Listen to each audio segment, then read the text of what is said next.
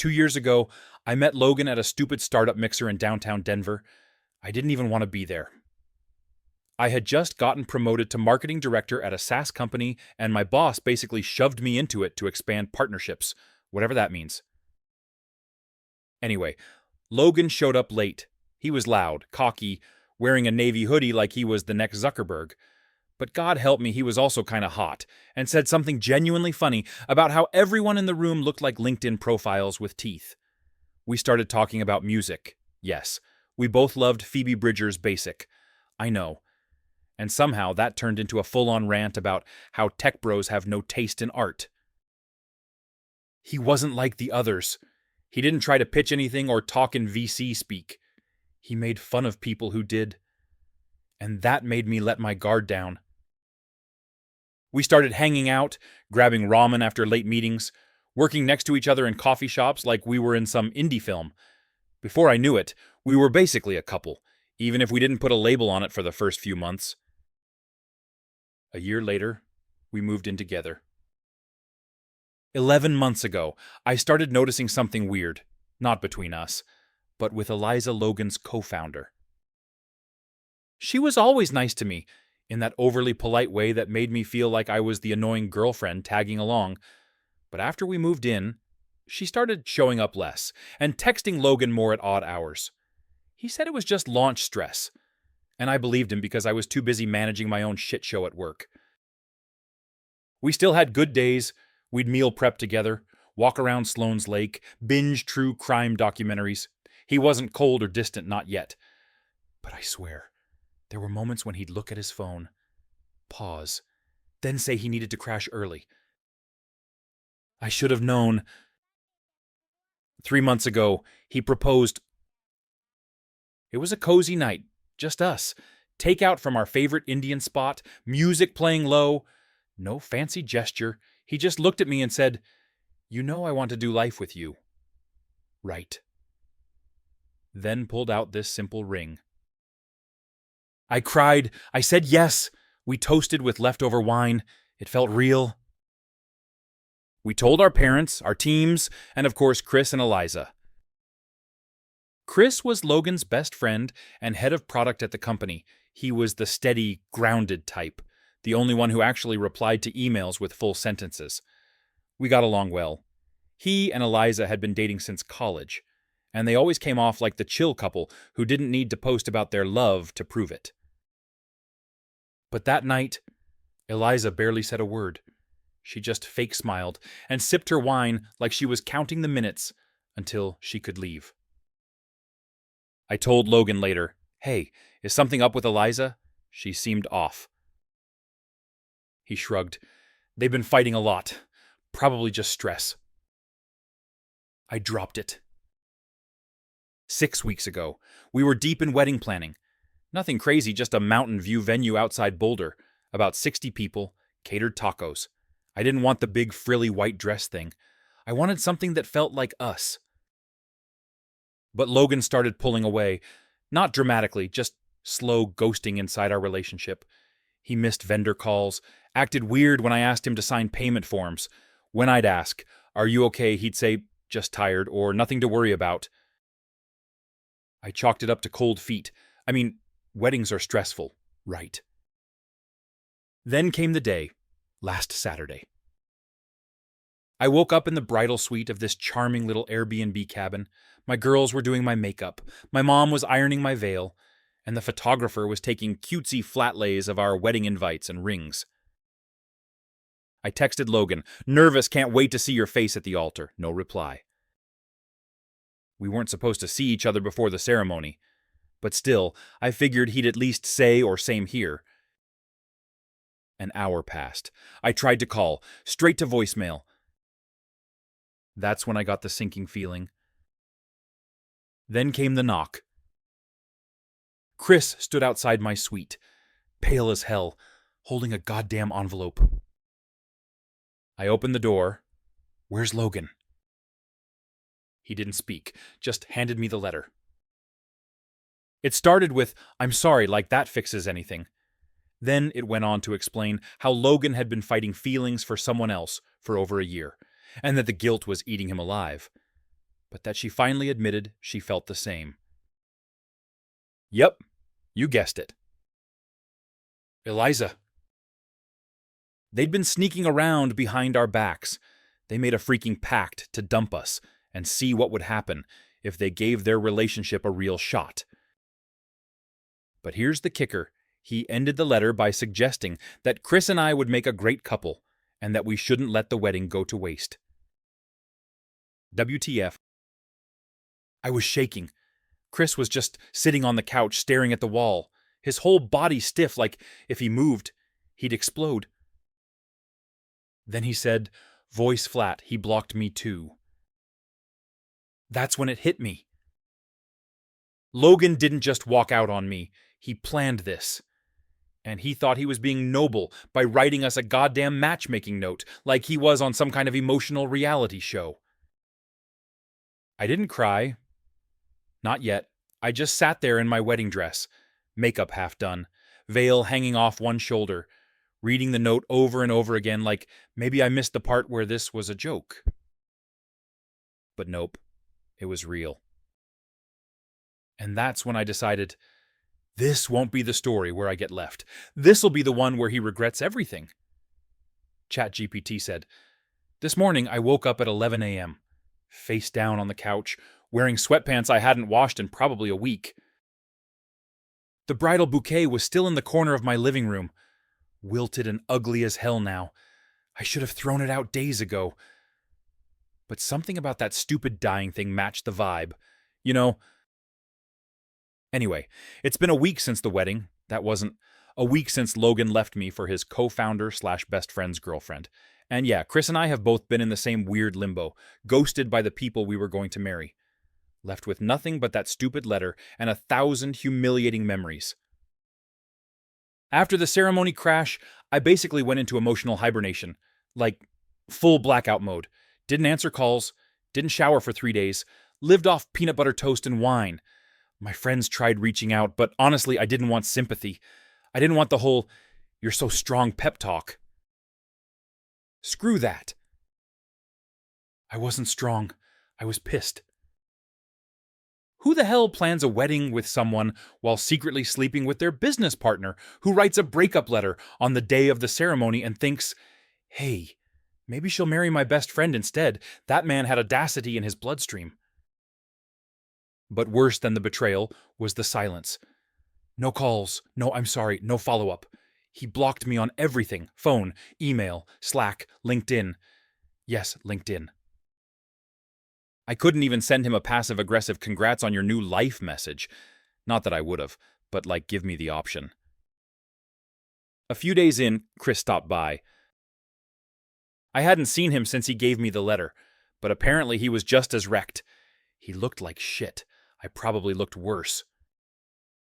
He didn't say much at first, just dropped off takeout and sat on the floor while I sat on the couch, both of us watching reruns of Chopped like nothing had happened. We didn't talk about them. Not yet. Honestly, it felt safe. We started doing that every other night. No expectations, just food and silence. Then slowly, the dam cracked. He told me he'd found Eliza's second phone, a burner. Yeah, apparently that's a thing again, not just for drug dealers and cheating CEOs. She'd been using it to message Logan. Months of texts, plans, dates, even little inside jokes that made my stomach turn. They had this whole other life while we were meal prepping and picking floral arrangements. I didn't even know what hurt worse, being cheated on, or being completely unaware for that long. I felt like a goddamn idiot. I saw her open the door for him once. Chris admitted one night. At work. And they laughed at something. I remember thinking, nah, can't be that. Yeah, same. All those little moments I brushed off. Her fake-ass smile. Him suddenly needing space during planning. The way they both got quiet when I walked in on a conversation. It wasn't hindsight anymore. It was red flags I let slide. About 3 weeks after the letter, Chris and I did something kinda weird. We played Monopoly. I know, it sounds dumb, but it was his idea. He said, let's pretend we're building something that won't crash and burn this time. So we played for hours, trash talked, fought over boardwalk, laughed. For the first time in weeks, I didn't feel hollow. And at the end of that night, something shifted. It wasn't romantic yet, but it wasn't just friendship anymore.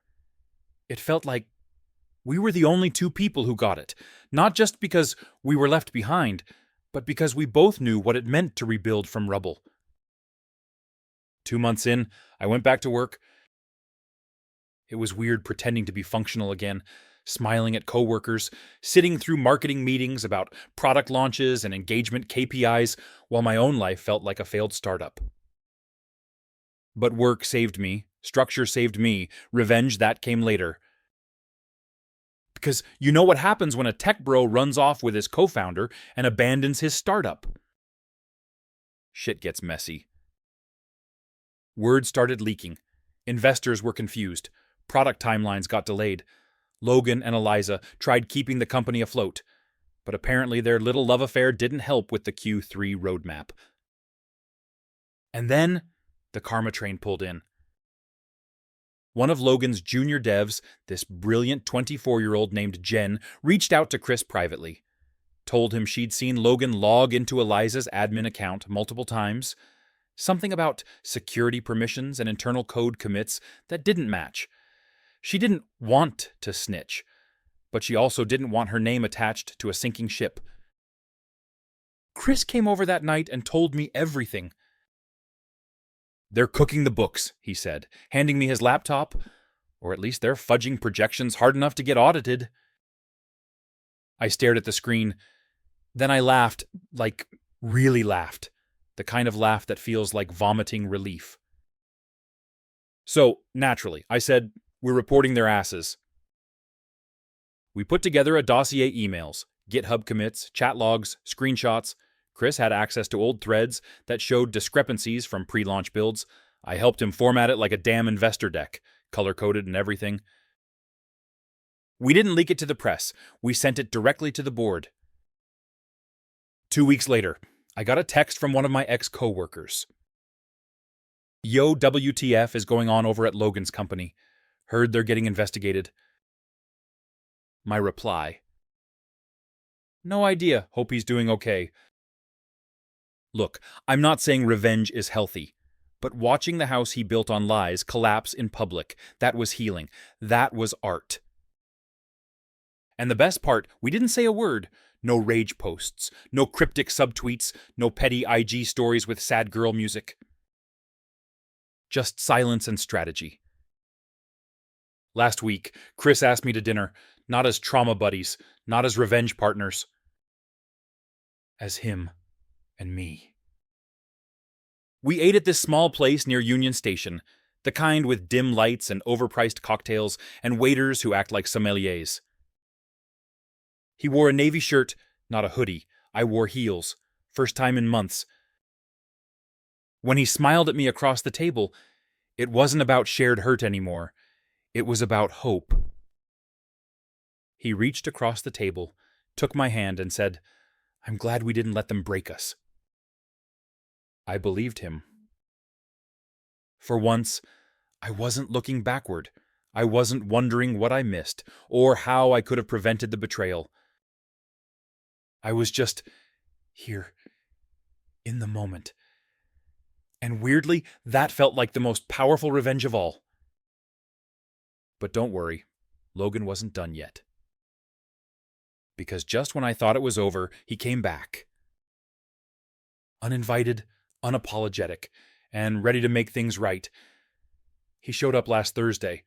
No warning. Just knocked on my door like we were still cool. I was halfway through folding laundry, hair in a messy bun, wearing Chris's hoodie because it smelled like cinnamon and not disappointment. I opened the door and froze. There he was, Logan, looking rough, like he hadn't slept in days, hair greasy, eyes bloodshot, wearing that same Patagonia jacket he always used to borrow from Chris. First thing out of his mouth. Hey. No, I'm sorry. No, can I talk? Just hey, like we were neighbors borrowing sugar. For a second, I actually laughed. It slipped out before I could stop it. The audacity had leveled up. I leaned against the doorframe and just stared at him. What the hell are you doing here? He looked past me like he was expecting a welcome mat and warm hug. Can I come in? No, I said, flat, sharp. Right then. Chris walked in from the kitchen, holding 2 mugs of coffee. He paused, clocked Logan immediately, and his jaw tensed. Logan's eyes did this double blink, like he just realized Chris might be here, like that possibility didn't even occur to him. So, you guys are... He gestured between us. I didn't say anything. Neither did Chris. We didn't owe him a damn word. After about 10 seconds of heavy silence, Logan cleared his throat. Look, I know what I did was... shitty. No kidding. But Eliza left, he said, almost like he wanted sympathy. It didn't work. We weren't... I don't know, it just fell apart. He looked down, hands jammed in his coat pockets. I regret everything. I don't know what kind of reaction he was hoping for. Shock sadness, an open-armed reunion with a background soundtrack. But all I felt was cold, not rage, not pain, just a clean, crisp nothing. Good, I said. Now leave. That should have been the end of it. But of course, he didn't move.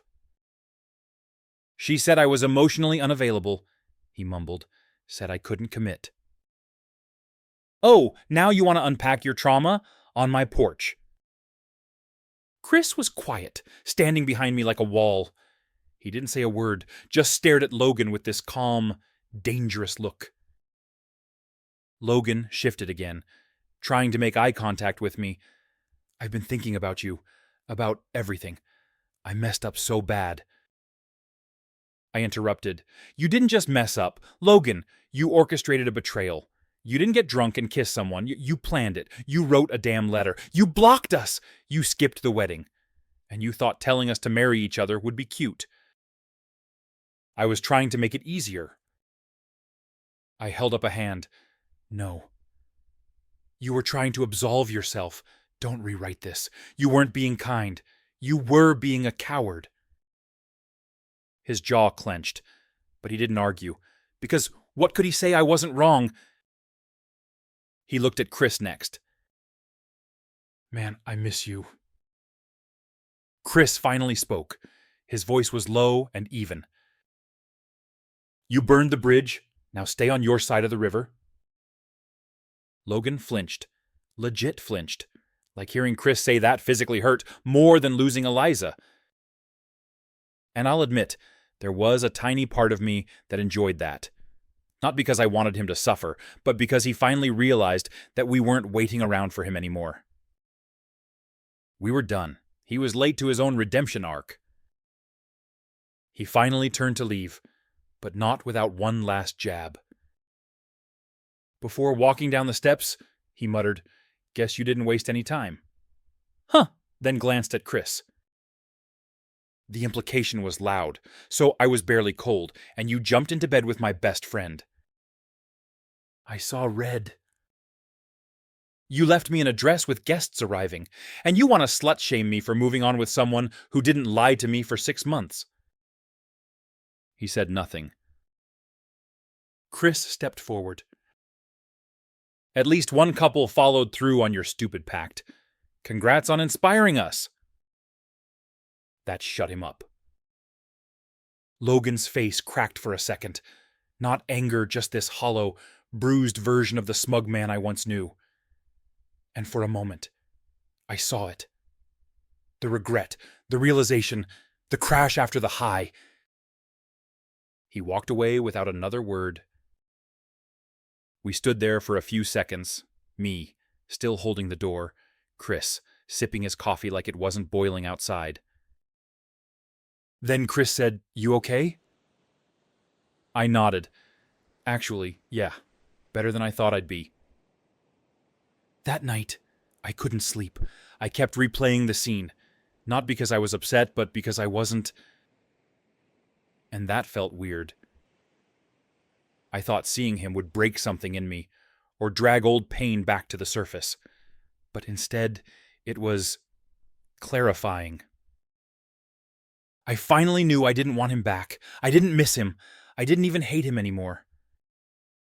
I felt clean, like finally scrubbing off the last film of someone else's bullshit. The next morning, Chris brought bagels. We didn't talk about Logan. We didn't have to. It was done. But I could tell something was brewing in his head. He finally said, "I think we should go public." I blinked. "With what?" He smiled. "Us, you and me." I stared at him, not because I was shocked, but because I realized he meant it. Not as a rebound thing. Not as a sad post-trauma thing. As real. "You sure?" "I haven't been unsure once since you told him to screw off on your porch," he said. "That was hot." I laughed. "You have weird taste." "Yep. And I'm keeping it." So, yeah, we went public. Posted one photo, just us, sitting on my couch, laughing. Caption: "Built from scratch, stronger than the crash." It blew up. Texts from friends, emojis, cheers. Even my dad commented, "Finally someone worth your time." We didn't say a word about Logan or Eliza. They weren't the story anymore. Later that week, Chris and I talked about starting something of our own. A real company. One with integrity. One where people matter more than fake projections and pitch decks. I told him I wanted to create a space for women in tech who've been overlooked, talked over, or sidelined by guys like Logan. He said, "Then let's do it." And here's the twist I didn't expect. This wasn't just revenge anymore. It was redirection. It was rebirth. And I didn't need Logan to see it. But if he did, good. Let that regret sit with him while we build something better. Let him scroll through our updates, drink his stale startup coffee, and realize we're doing just fine without him. Actually, we're thriving. And we're not even done yet. ChatGPT said 3 weeks after Logan showed up. We got the email. It came to Chris's inbox late at night, subject line, in all caps, like someone was panicking. "Urgent former co-founder, inquiries, legal follow-up required." We were sitting on my couch, watching the bear, and passing a pint of cookie dough ice cream back and forth when he checked it. 1 second, he was chill. The next, he froze mid-scoop. What I asked? He turned the screen toward me. It was from one of the board members at Logan's former startup, the same one we sent our little evidence package to weeks ago. Turns out, our timing had been chef's kiss. Because while Logan and Eliza were off playing pretend in their short-lived Forbidden Office romance, investors had already been suspicious about the numbers. We just accelerated the fallout. The email basically said, "Eliza disappeared, Logan was under review, and the SEC was interested." And then came the kicker.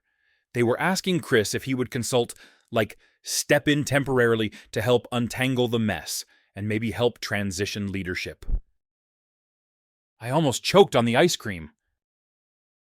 "Wait, they want you to what?" Chris rubbed his eyes like he wasn't sure he read it right. "They want me to come back in to clean up Logan's disaster. Pretty much." That's insane. I know. And also kind of iconic. He smirked. "Yeah, it kinda is." We didn't answer right away. I mean, the idea of going back to that building, walking into the same office, where his ex and mine had been sneaking around like horny tech rats. Hell, no! But the money tempting, the symbolism even better. Still, it felt like dancing on a grave we already buried. So instead, we went for a walk. Midnight, chill air, city sounds. We wandered down 17th, passing bars with open patios and people laughing like their hearts hadn't been broken by manipulative co-founders. "I don't want to go back," Chris finally said. "But I also kind of want to walk in there, take one long look around, and say you built this on bullshit." "Then do it," I said. "Go, say it. Burn sage, kick over a whiteboard, whatever you need." He laughed. Then he turned to me. "Serious, what would you do if someone offered you a way to stand in the ruins of what broke you?" I didn't hesitate. I'd build something next door, taller, shinier, better. So we did. We said no to the consulting gig, and yes to something else. A startup of our own. It started as a joke. Honestly, we were listing all the things that went wrong with Logan's company lack of ethics, zero support for women, toxic decision-making from day one, and somewhere in between laughing and venting, we were like, wait, what if we actually did this? A month later, we had a name, a mission, a seed fund from one of my old connections who was fed up with bro-led SaaS disasters. We built a small team, mostly people like us, smart, burned, ready for something better. Our office, a scrappy little co-working space above a vegan donut shop, smelled like lavender and fried oil. Honestly, perfect. And you know what? It felt good. Every time I hit send on an investor update, every time Chris and I finished a roadmap session, every time we interviewed a woman who said, "I left tech because of guys like your ex, and I'm finally ready to come back." That was my revenge. Not his downfall, my rebuild. But let's not pretend Logan stayed gone. Oh no. Because once he found out what we were doing, probably through some mutual LinkedIn stalk or a petty ex-employee, he emailed me. Yes, after months of ghosting, blocking, showing up unannounced, and pouting like a sad boy genius trademark, he had the nerve to reach out. Subject: "Can we talk?" I didn't respond, obviously, but I read it 4 times. It was short, almost pathetic. "I know you probably don't want to hear from me, but I saw what you and Chris are building. It's impressive. I'm proud of you, honestly. If there's any way I can support or be part of it, I'd love to connect." I sat there staring at it like, what part of this man's brain thinks he deserves a seat at my table? I left him on read, then archived the email, then lit a candle and made a toast to never being that desperate. But it didn't stop there. A few days later, his name showed up at our launch event. Yes, the one we announced publicly. Yes, the RSVP was real. I stood backstage before my keynote, in my favorite red jumpsuit and heels that made me feel like an Amazonian goddess. And the event coordinator whispered, "Hey, there's a Logan in the guest list. Didn't know if that was, like, Logan. It was, of course it was." I almost laughed. Chris looked at me like, "Say the word." I took a breath, then smiled. Let him watch. So he did. From the back of the room, arms folded, trying to blend in. But his aura was still as awkward as ever. He watched me speak to a room full of founders, funders, and future believers.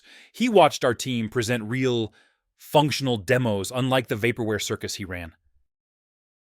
He saw the applause, the camera flashes, the standing ovation when I closed with, "Some people build companies to get rich. We built one because we were tired of watching smart people get crushed by egos and hoodies." "Mick, drop." Afterward, he approached. Of course.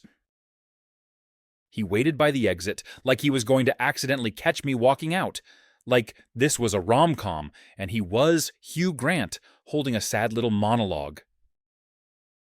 "Great speech," he said, voice soft. "You looked amazing up there." I nodded once. "Thanks." "I mean it. No," I said, cutting him off. "Don't ruin it." He blinked. "What?" "Don't ruin this moment. Don't try to make it about you." He opened his mouth, closed it, then stepped back. I miss us." I didn't laugh, didn't cry, just looked him straight in the eye and said, "You don't miss me. You miss the version of you I still respected." And then I walked away. 3 months after the launch party, life got loud again.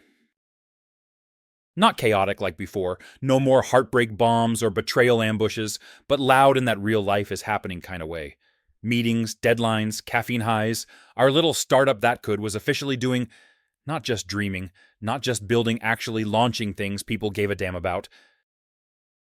We had our first paying client, then our first monthly revenue goal met, then our first shout out from a tech journalist who called us the Quiet Revolution, led by the people everyone underestimated. I almost cried when I read that.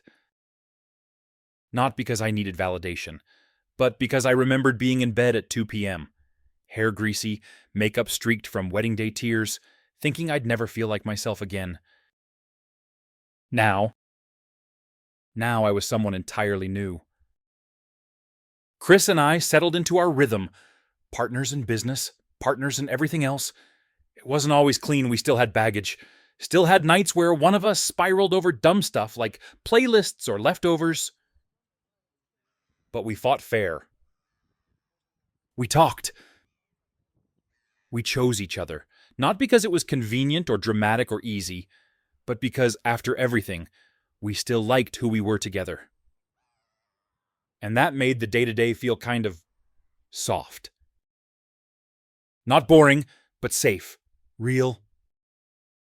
Sometimes I'd wake up before him, just lie there watching his stupid snore face, thinking, this started because of them, but it lasted because of us.